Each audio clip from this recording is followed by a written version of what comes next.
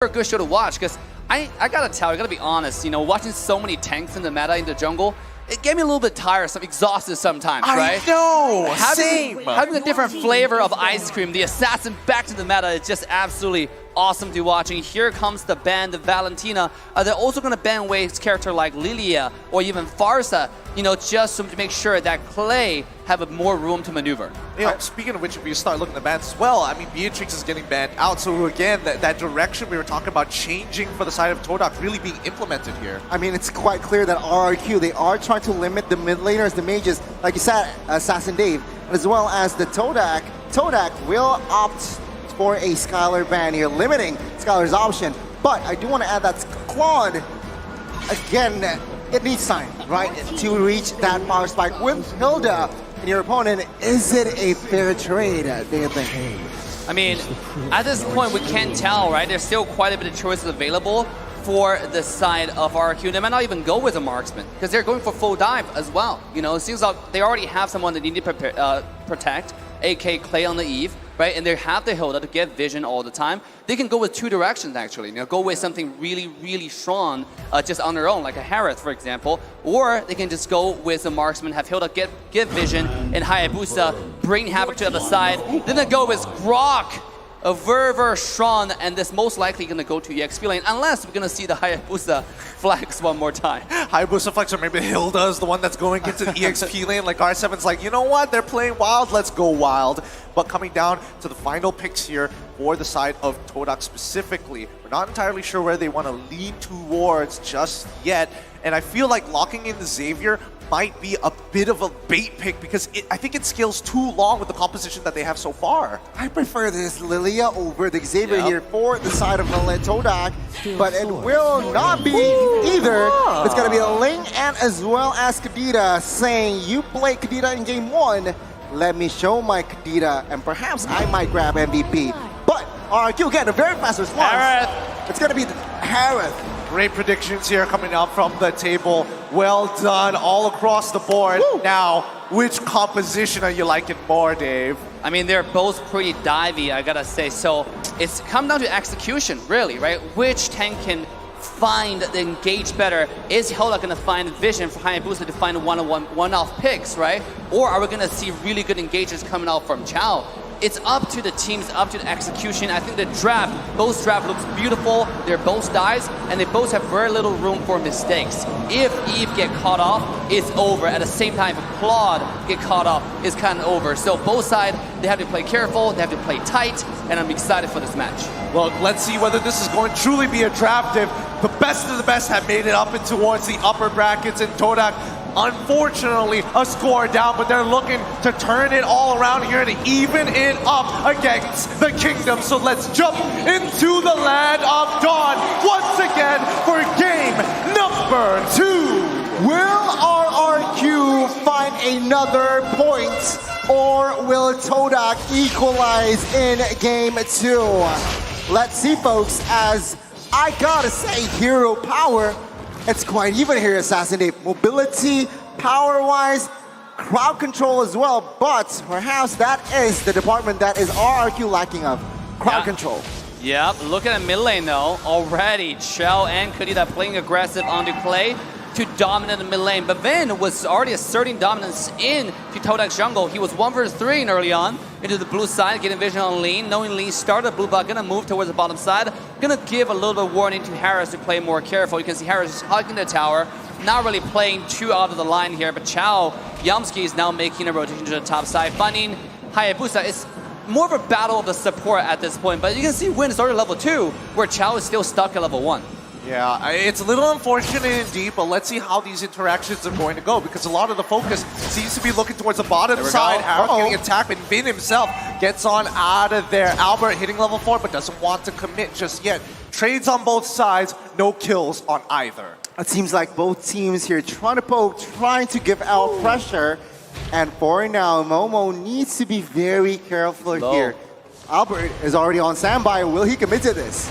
I mean, this is a tower dive right here, right? Albert coming in. Oh, maybe he should just go for the go crab. I like what R7 is doing in lane. Because of the lane prior, he was zoning Momo away from the experience. And because of that, Win was getting so much more experience, such a huge lead against the Chao, against the corresponding opposition. And here we go, approaching the first turtle. Hilda is already on standby.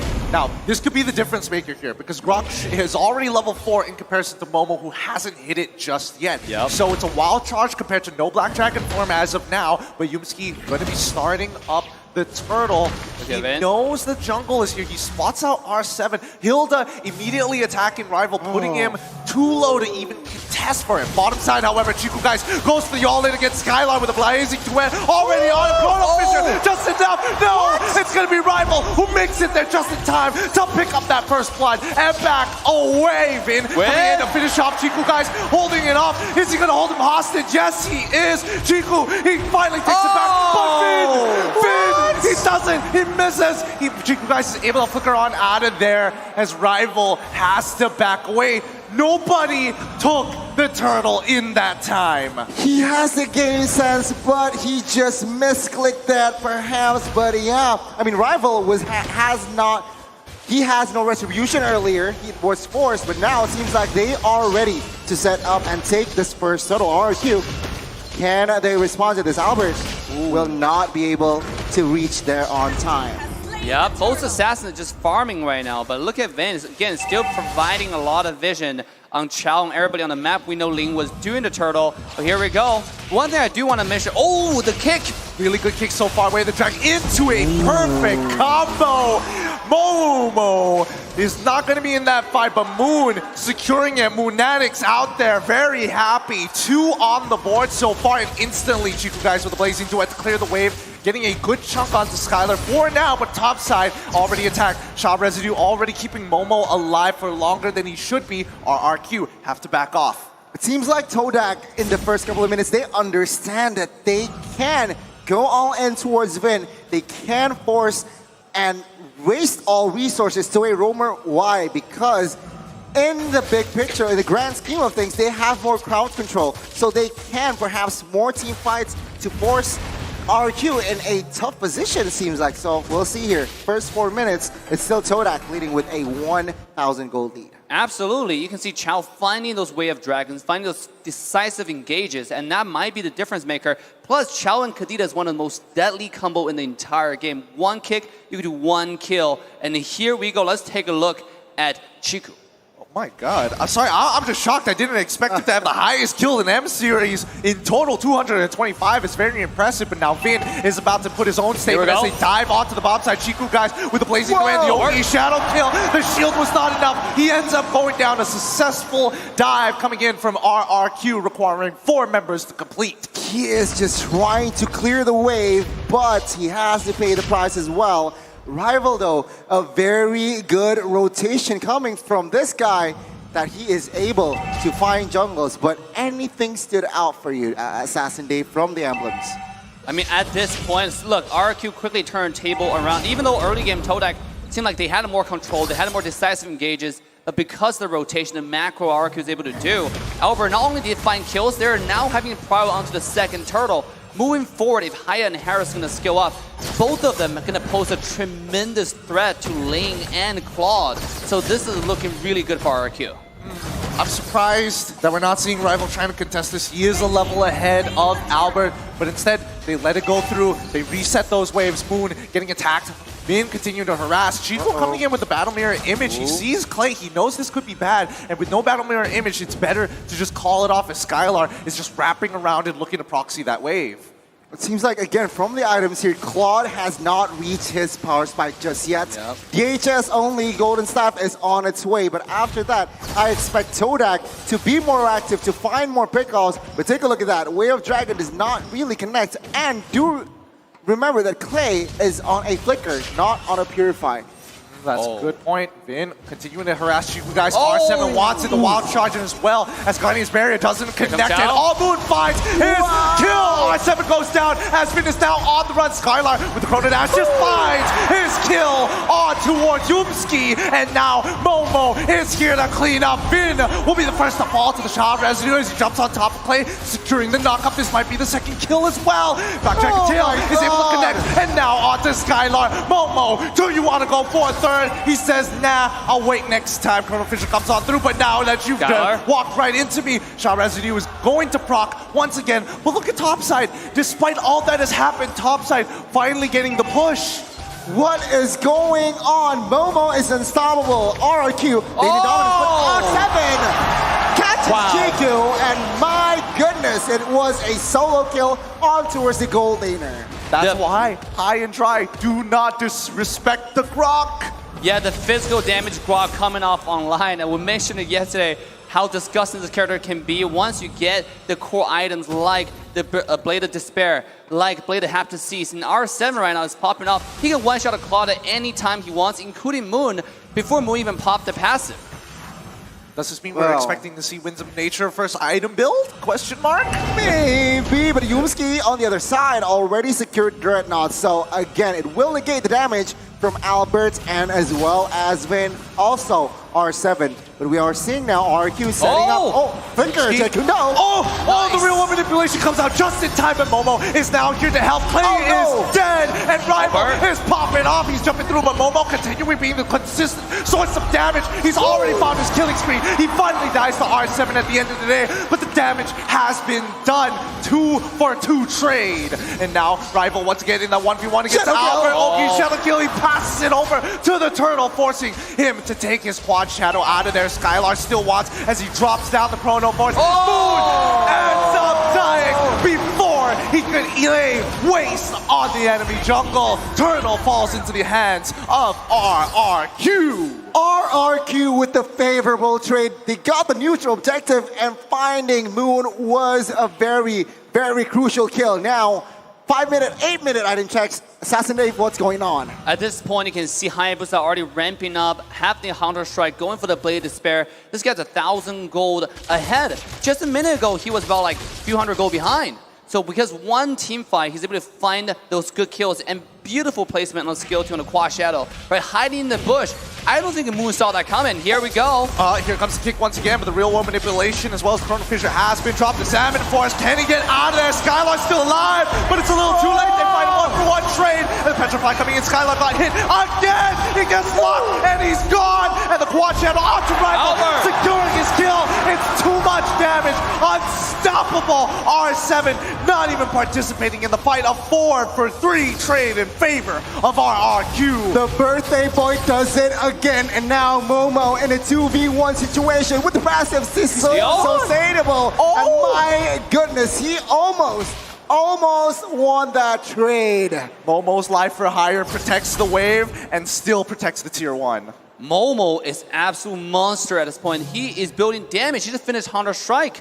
I mean, this guy, he's not going to play any defensive at all. He's going straight to your backline, trying to go for Clay, because Clay has one of the highest deaths right now. 3 deaths in the entire game. No! One-shot kill from Albert. Quick, switch the screen. We can't have this. The instant replay already coming up, but look at this play. Oh my goodness. I mean, the fact that Momo was able to get away with so much is pretty incredible, but Albert is now hitting critical mass. We saw that one shot earlier. It's going to happen again. I mean, at this point, right, RRQ, they are just having fun. It's not over though. It's Lord now has spawned RRQ again, looking for a setup. 4-man rotations in the river area. Can Todak smell this? Because if they overextend RRQ, they will punish you. And as of now, the tempo and pacing has gone down slow yet again. You gotta give credit to Todak for, despite the pressure, they're playing very tight and very close together. Oh, look at the team fight here in mid lane. Oh, he's breaking out. Kadena has already found the kill on towards Vin's side, but Yumski does not find the angle for the way of the dragon. Albert jumping in with the quad shadows, but here comes Jiku, guys, with the blazing duet. Real world manipulation is out, but Momo, does he want to press the advantage? No, it's too close to the tier 1, but R7 says hello, as his power of nature is going to deter Moon from getting any closer. very clean execution and setup from both teams. No casualties just yet though, only Vin. But now it seems like both teams, they are focusing on that Lord. With the man advantage, Todak will have a slight edge. But even so, RRQ, they are not letting this Lord for free. No, back to what I was saying regarding Todak, you gotta give them credit for playing so careful and so organized. The Chow Kadita combo has proven to be very, very effective. Every person they find is the kill. It's very, very brutal and deadly. That's including Vin, the tankiest character in the entire game right now. Even Vin have to respect this combo and play more safe at this point. I think what I'm stressing about right now is the fact that Skylar, despite getting hit by double petrifies all the time, was still managing to hold out with the Xamarin Force, and I just saw him purchase the concentrated energy. So, with this being said, let's see how this Lord situation is going to work, because the side lane's not falling into the favor of Todak. The way I see it, I mean, Yumski, he has 3 targets, right? Either Albert, Skylar, or Clay. But please keep in mind that Skylar has Purify, so that just eliminates from 3 to 2. Albert quite hard to catch, and Clay is perhaps the only viable target for Yumski to catch. Other than that, it's just, I guess it's not really relevant, but teamfight perhaps will go ensued now. Yeah, again, as Assassin Day mentioned, just really organized coming in from Todak. They're really not pressing or forcing this. Oh, wait, Moon, Chiku are in prime position. Could they actually find the flank here as Momo is coming in with a Black Dragon form? No. RRQ take very safe paths back into their jungle here, as now they look to press. They do notice what Chiku and Moon is. The plan has been dropped, but Rival making his way down to the bot side to get some more pressure. And that's the power of Link, right? Like when it's in a stall, when it's stalemate, Link can always go to the side and split push. But this is RQ taking advantage of this split push and starting the Lord. It's already getting low. Real One Manipulation is down. Kadita uses the rough way. Albert's towards the Lord. Momo is going to initiate the fight. He's under. Oh, he didn't even proc the Shadow Rescue. He ends up dying. Albert has already got like the blazing duet as well. The Winds of Nature show. It's just enough to secure the kill. Rival unable to get Albert, who's already in purple buff side. Rival, can he find this kill? Yes, he can. Gets one. Uses his ultimate. Gets the knockup play. Oh, it's a double. Albert here to finish him off, but no, I'll let you live. You prove yourself worthy. The last man standing finds a double for Todak. Even though the neutral objective falls in the hands of the Kings of Kings, they managed to have some slight compensation. Let's see, with this Lord push, here we go. Can RRQ break it in the solo kill? Moon getting, oh my god, the passive is still up for Moon. Oh my goodness, I can't believe it. 1 HP. I guess that's a message to the rest of them. Is he going to do it one more time? Momo this time. He can take the damage. With Lord already pushing it down towards the bottom side, the waves are in trouble as Momo is willing to give his life up for higher. Albert now in trouble as Rival chases him down, secures him with the last crit, and a killing spree on the bottom side. Momo still alive, Blazing Duet already down, and that is going to be that Lord push. Todak has equalized. Take a look at the gold lead now. It's basically 0. And RRQ, they have the advantage space-wise, but economy is just a balanced game. Assassin Dave, what do you think? Just now it's more of the game for the team by RRQ to lose, because I mean the Hayabusa really played a little bit too aggressive, right? Using every single skill possible just to force out Momo's skill, Momo's ultimate, when no teammates is nearby. So Ling really just take advantage of that, got him low and forced the ultimate off and finish off the kill. That turned everything around, because then his teammate found himself alone, easy double kill, go to the pocket of Todak. Let's take a look at items and farms. Hayabusa is 4,000 gold ahead. Albert is dominating this game. I mean, take a look at Harith and Claude, right? Both gold laners here. Claude building Athena as well, so he has some respect towards Harith, towards Eve as well. On the other side, it's just full attack for the Harith. I mean, this has been a dead even game for quite some time. I don't know whether it's the Malaysian staple to really drag this game out against the Indonesians so far, or even the Filipinos. But looking at the Lord advantage, unfortunately, they ended up losing a bit of gold here overall because of the deaths they gave over. But now Moon in trouble. Finn having plenty of damage here, but he's going to be using the rough waves to gain his health back up. Is it enough? No! He doesn't get his health back! And Rival even committing onto Skylar. 2 ultimates down and Moon already dead. The mid lane in trouble. Oh my god! 7! What a wild charge! And now Momo turns it around. get his team out of there. We need to reset. No casualties except Moon. He has to pay the price while the Lord now is up. RRQ understands this. 5v4. Will they commit to this? Todak will not give this freely. Let's see the execution. We're Dragon. Yep, they already used Way of the Dragon to find one. Albert already jumping in. Yoki Shadow Kill. Momo's in trouble. He's already gone. Savage Force pop. And that's even Yumski in the backline. Min may be dead, but it's a little too late. Can Rival pull this through after its immortality? Blazing Duet finds only one? No! It's too late! The damage has been done. A 3-for-2 trade in favor of RRQ. RRQ, they won that war, but at what cost? They will not be able to find the Lord in time. And Todak with that play. Shaman Force popped. Oh, Skylar? He's dead. He just soloed Chiku. That's what the heck?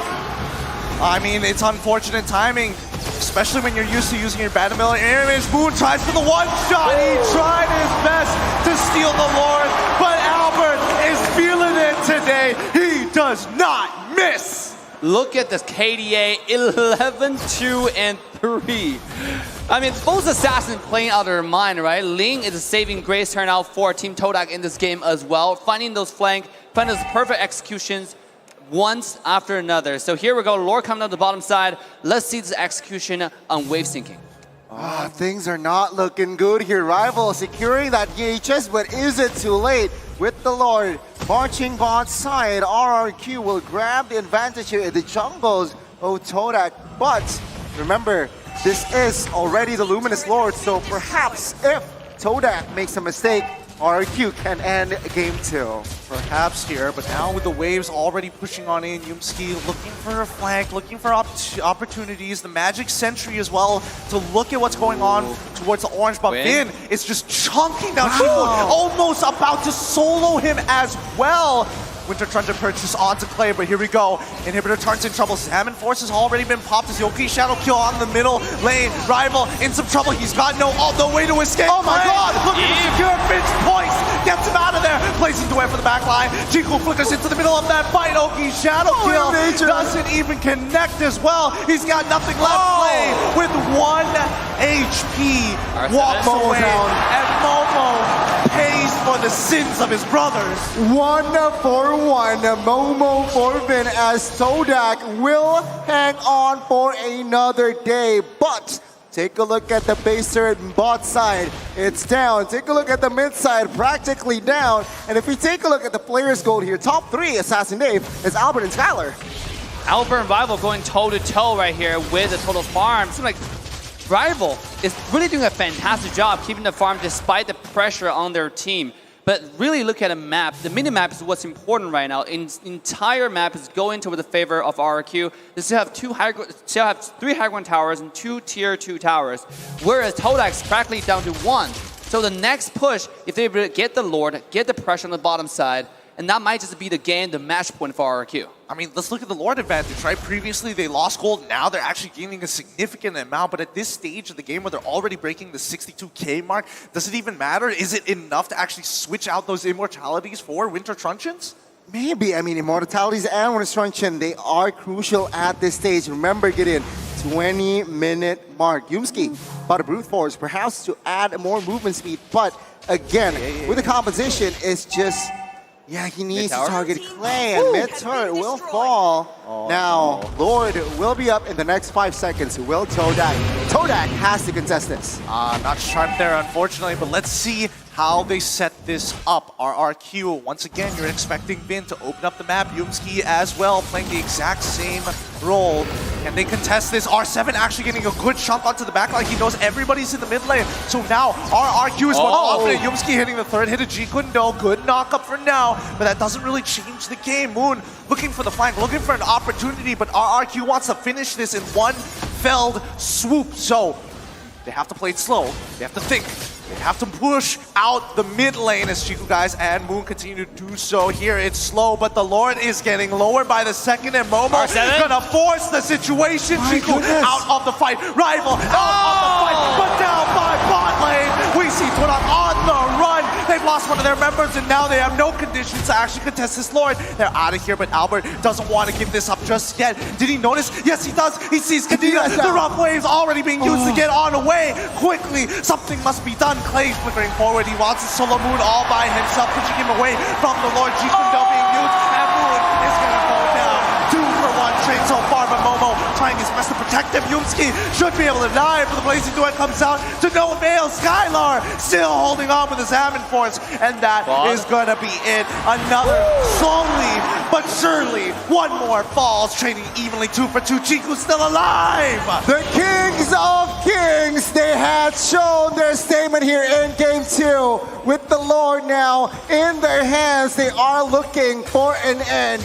Todak with just 3-4 men now defending. Can they defend this one? Get in. Things are looking bleak for the Malaysians. Let's see. They're going to force the initiation again with the Salmon Force already being popped out. Blazing Duet is coming on through. He's getting chunked. Link already with the ultimate real one manipulation comes late to catch on 3. Momo still with the Sound Rescue holding on just strong enough. But the Lord is on its way and the members are low. Skylar can't get back into this. Do they just let go? Now with 5 men, with the Lord now, let's see. 6v5, RRQ. R7? R7 in the middle of it all while their carry's just gotten out of there. Skylar's not there. Albert is going to do it by himself. Shot residue proc, but with the shit already with the quad shadows, he's out of there. Okay, Shadow Kill gets spreads out way too much with the wave. Nothing RRQ can do, but they've got all the inhibitor turrets, all the gold. Todak, they can breathe for another 5 minutes, it seems like. Assassin Dave, what can you read? I mean, at this point, Todak is pulling a fantastic defense, actually. Losing when proven to be the crucial element for RQ9 would end the game right there. But again, with all 3 lanes, high ground tower being taken down, the entire base of Todak's vulnerable. RQ, what it can simply do is just sink in the wave in unison, have all 3 super wave crash into the base at the same time, and try it one more time. Because at this point, Hilda is gonna be very tanky in the front, right? He's not really afraid of the one-shot combo coming from the Chow, coming from the Kadena anymore. And you can see everybody, let's see how many immortality we have on both sides. It seems like Rival has it on Team Todak. We also have Chow has it as well. There's 2 immortality versus 1 immortality come from RRQ. This is actually pretty risky for tower dive. Yeah, I mean, what also pops out in my eyes is Grok. R7 building 2 BODs and also respecting with the magic power for Moon. He builds also that Athena. Now, it's just a matter of patience here. Get in. R7. Well, I don't think anything's going to happen. I think it's too risky to die now. It's like 24 minutes. Your death timer is like almost a minute at this point. It's already 70 seconds. 70 seconds. Yeah. Oh, boy. Oh, here we go. Lord advantage from the previous one. Only 1,000 earned, but so far with no inhibitor turrets, Todak at the disadvantage and has to continuously just maintain, do the housekeeping of these waves. Yep. The goal difference at this point is not really important. What's important is how many immortality, how many lives do you have. 1 more immortality equals to like 1 extra player. You can kind of like that. And in this case, Todak, the reason why they're doing such a good defense is because they have so much immortality coming up. And here's a last Lord. Whoever positioned better for this one is going to be the winner of this game. To be honest, even though Todak is looking like they're really behind on macro side on the minimap, but if they're able to win this fight, they can end the game in 1 push. Right? Yeah. Let's see how they play this out. All right. Deep breaths, everybody, because this could be it. R7 holding down towards that bottom side, making sure that they're going to start this push. RRQ, smart moves. They understand this Lord is not going to be as important for them compared to Todak, but now R7 in some trouble. He's going to back away. 2 Bladed Despair is more than enough with the passive, calling in for the rest of his team. He wants it. They want it. He's going to be running on forward. You guys doesn't have the battle mirror image. Skylar is going to be dropping down that Salmon Force. Chiku's in trouble. He clears the way. He gets on out just in time. He's poised to attack as many people as possible. They're all dead without Jiku. What can they do? RRQ is going to start opening it up, and Yumski and Moon just trying to slow them down to buy any time possible for Jiku to get back up. Oh, the timing. RRQ now, Moon. Said someone misses. No! Oh, he has to bring the bronze now. Ruffles as a defense, but now take a look at the damage. Clay will secure the kill. There's nothing you can do. The Salmon Force is just way too much and comes off a cooldown way too fast. This is the pressure's onto Todak, and RQ knows that better than anyone else, right? They're playing this really, really patiently. We don't have to do the Lord. Right. And speaking of that top side, one more kill coming up. Well played to RRQ. The guerrilla warfare is too good as Rival ends up falling to the hands of the Kingdom as they slowly close on in. No Lord, no problem. We've got the minions, and now we're running on through. Momo has to fall. Immortality bumps on through, finds 3, but it doesn't really matter. At the end of the day, RRQ Hoshi takes game number 2. GG, well played. It's gonna be 2-0 for RRQ. The Kings of Kings are at match points, looking to hold on in the upper brackets. Ladies and gentlemen, Team Hoshi yesterday was in the similar situation, 2-0 down. Can Todak replicate yesterday's game? I mean, against a giant, against a team so disciplined like RRQ, it's gonna be an uphill battle for sure. The execution was flawless, the planning was extensive. Look what